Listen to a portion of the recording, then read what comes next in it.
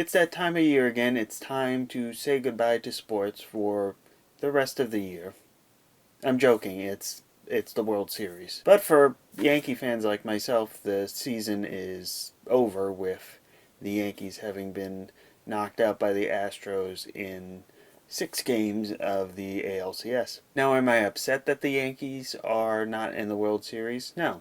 They didn't deserve to be there after abysmal performances in Games 3 and Games 4. 2 games that the Yankees should have been able to beat Justin Verlander and Garrett Cole respectively and didn't. And in Game 4's case, they had an embarrassing game on the field. But that's a topic for another day. This is not to say that teams need to rebuild and such. That'll be for a future episode. This is looking specifically at the World Series, in which the Houston Astros will take on the Washington Nationals. Now, this is a World Series very much of teams in the present era. The Houston Astros are one of the first expansion teams, but they only got their first World Series 2 years ago, beating the Los Angeles Dodgers. And the Nationals, this is their first show in the World Series.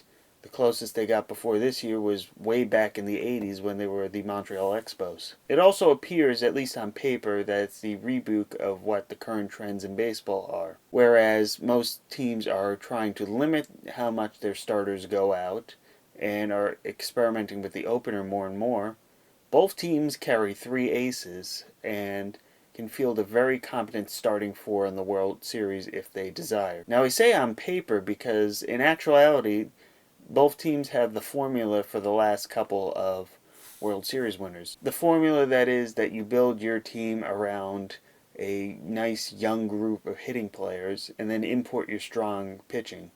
The Cubs fit under this, the Red Sox fit under this, and the Astros' last World Series team fit under this. And so too do these two. The Astros haven't really changed much. They added Zach Greinke and Garrett Cole since their last World Series.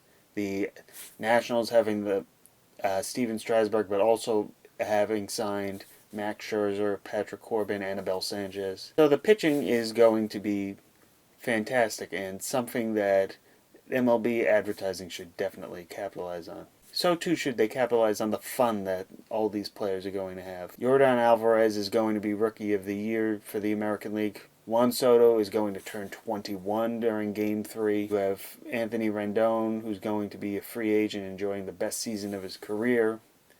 You have Jose Altuve and Carlos Correa, who are the epitome of fun on that Astros team. And all of these players are going to play in a best-of-7 to see who takes it all in 2019. Now, how do I think this is going to play out? Well, I'm going to say the Nationals are going to go in 6. The Astros are the better-built team, but let's face it, their offense has been rather flat with a few exceptions this postseason. Their pitching has also not shown that they can be good consistently twice unless it's Garrett Cole.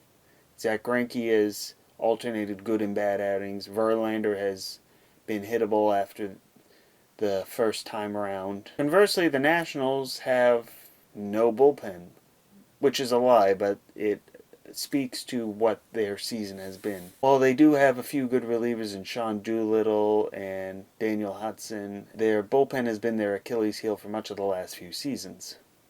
So much so that to get to the World Series even, that the Nationals have had to deploy their starters as relievers. That being said, their offense has been phenomenal in the postseason, and I believe that'll be what edges them out in a battle against the ace starting pitching. But this is the postseason. Anything can happen. Storylines can write themselves.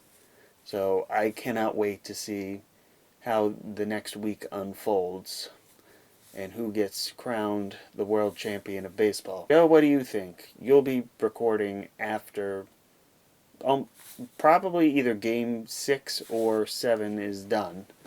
So what do you think of the World Series that once you go on will have finished? I wait your answer. See you next time.